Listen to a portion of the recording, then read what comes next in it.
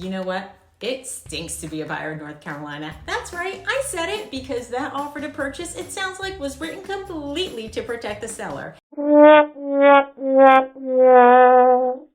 Now hold on a second. There are a few points in there that are really written to protect the buyer, and I will point those out to you at the end, so make sure you stick around. However, there's more written in there that does not sound like it's in their favor. My name is Nina Gervasi with Cary Area Real Estate, brokered by EXP, and I answer the most frequently asked questions that I get about real estate here in North Carolina. So let's get started. Lights, camera, action. So let's start with the number one thing that people fight me about when they are buying here in North Carolina, and that is the non-refundable due diligence fee. I'm sorry, what? So yeah, in North Carolina, we do have two different types of deposits. One is the earnest money deposit, which works just like other states. You're going to write that check out to the attorney, and they're going to hold it into an escrow account. If you walk away by a certain time and date, you get that back. However, the due diligence fee is written out to the seller. They're going to deposit it into their account. And if you walk away for any reason at all, if that inspection shows that the foundation is terrible, that there are termites, that there is anything wrong with the house, and guess what? You're not getting that due diligence fee back. What? And it is something that people fight me about all the time. They even go to attorneys and try and fight it with attorneys, and they don't win. It is really sad. It is very rare that a buyer gets their due diligence fee back. You have to prove that the seller has breached the contract in order to get your due diligence fee back, because that is the only way you're getting it back. And during that COVID time, that due diligence fee could have been $50,000, and yeah, people were walking away from it. Totally insane. Due diligence fee, non-refundable unless the seller breaches the contract. Sorry folks, totally unfair to the buyers here in North Carolina, and it's pretty much mandatory and expected. Oh, one more point that I forgot about the due diligence fee. It's there to buy you the time to do your inspections and appraisal and loan application and all that good stuff. So you're basically buying the time that the home is off the market in order for you to do all of this. So let's say that deadline comes and you're just not done with your inspections and everything else, and you need more time. You may need to buy more time. In other words, you may need to give that seller additional money in order for them to be willing to extend that deadline. Again, sounds totally unfair to buyers, and I kind of feel like it is, but there are some very nice sellers who are willing to extend the deadline without charging an increased due diligence fee. But don't expect it. Just know that they have every right to charge you more money to buy the time to do the additional inspections. Ready for number two? And that is the fact that the homes in North Carolina are sold in their current condition, also known as is condition. That's right, folks. The sellers in North Carolina are not obligated to make any repairs whatsoever. No matter what comes up on your inspection report, they are not obligated to make any repairs. And so different from other states where they are obligated to make certain repairs for safety reasons. Now, pause a second. If you have a certain type of loan, a VA loan or an FHA loan, they may need to make repairs in order for you to get that loan, but they're not obligated to, and you as a buyer may have to back out of the contract if they don't, if you have that type of loan. Keep that in mind, and you, yes, will lose that due diligence fee if you back out because they refuse to do that. So yeah, homes, North Carolina, as is condition. Sellers, not obligated to make any repairs. You can negotiate repairs. Sellers may be kind and they may be willing to do repairs or give you money in lieu of the repairs, like a credit at closing. But just keep in mind, as is condition, no repairs required. Buyers, beware. Right. Number three is the fact that sellers in North Carolina are not obligated to provide you as a buyer with a clean home. That's right. All that they're expected to do is remove their personal items and debris. What is debris?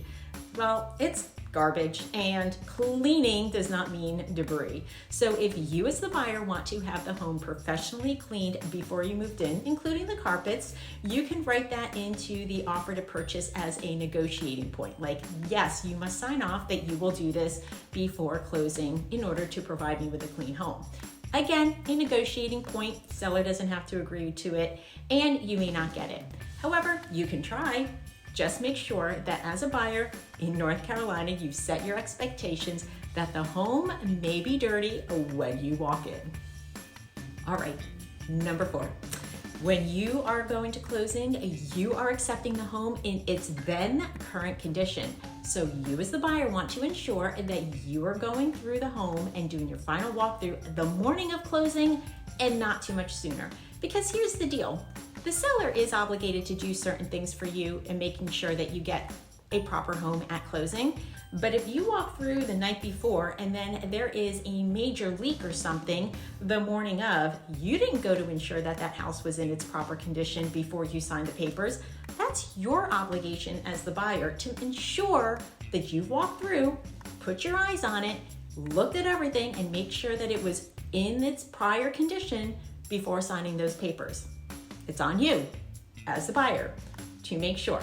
So don't do your final walkthrough sooner than the morning of closing, because you are signing off. Yep, I'll take it as it is. And that leak will become your problem. And number 5, the biggie that also is so different from other states that people fight me about. We don't have a contingency clause for you having to sell your home first. Sorry guys, you must give that due diligence deposit that is non-refundable, and you are still putting your home on the market. And if it doesn't sell and you need to back out of this purchase, you're losing that due diligence fee. It's just the way North Carolina is. So yeah, no contingency clause for you selling your house. There is a question on the offer to purchase which asks, do you need to sell your home in order to buy this home? But you know what? It's just there to give them that information that you might be a risk for them when compared to other buyers that are on the market and don't need to sell their home. So keep that in mind. They're going to ask you that question, but if you don't sell your home, it does not mean that you will get that due diligence fee back. As long as you time the due diligence period correctly, you could potentially get that earnest money back if you don't sell and you have to back out. But that due diligence fee, gone. No contingency clause for selling your home first here in North Carolina.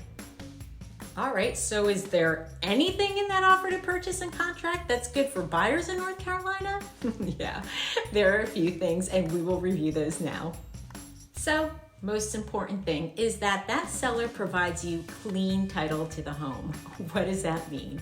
Well, the attorney is going to do a lot of research on the home to make sure that the seller does not have any outstanding liens, for example, from maybe an electrician that they haven't paid from over 2 years ago, or perhaps extra mortgages that they didn't mention to their agent about.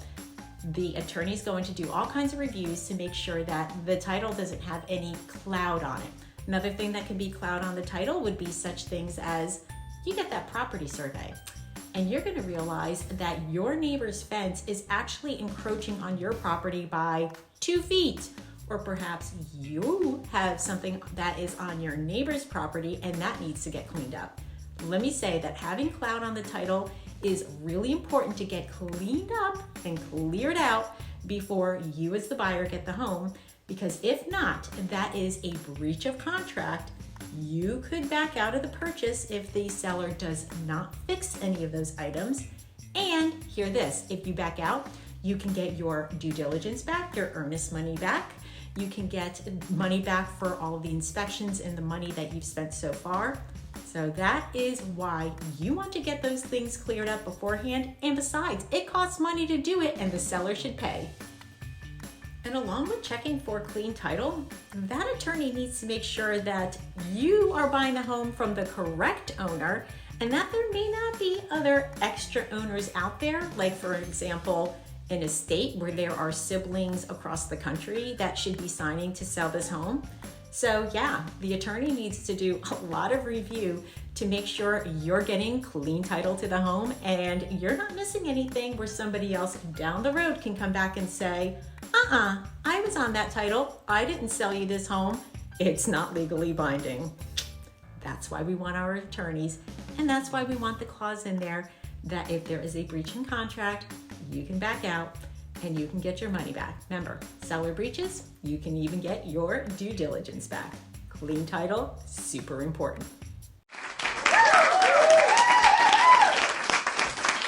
There you have it, folks. North Carolina real estate is so unfair to buyers with that offer to purchase and contract. I mean, there is so much language in there that sounds like it's more on the side of the sellers than it is on the side of the buyers. Of course, as I pointed out, there are those few things that really do protect you as the buyer. However, overall, the language in there is really sounding like it protects the seller more than the buyer. So yeah, kind of stinks. And I have buyers from all over the country as well as all over the world who come here, and even buyers within North Carolina who aren't aware of all the little nuances of that contract that say, what the heck, Nina? I don't want to sign this. I don't want to do that. Y'all, if you are going to be buying a real estate here in North Carolina, you need to know how this works. And luckily, I've done so many of these that I know how to read through it and protect you and explain it to you. So if you like this video, please subscribe so you never miss another tutorial. Be sure to share this with a friend who may be buying and watch this video next so that you can get more questions answered about real estate here in North Carolina. And happy home buying and selling.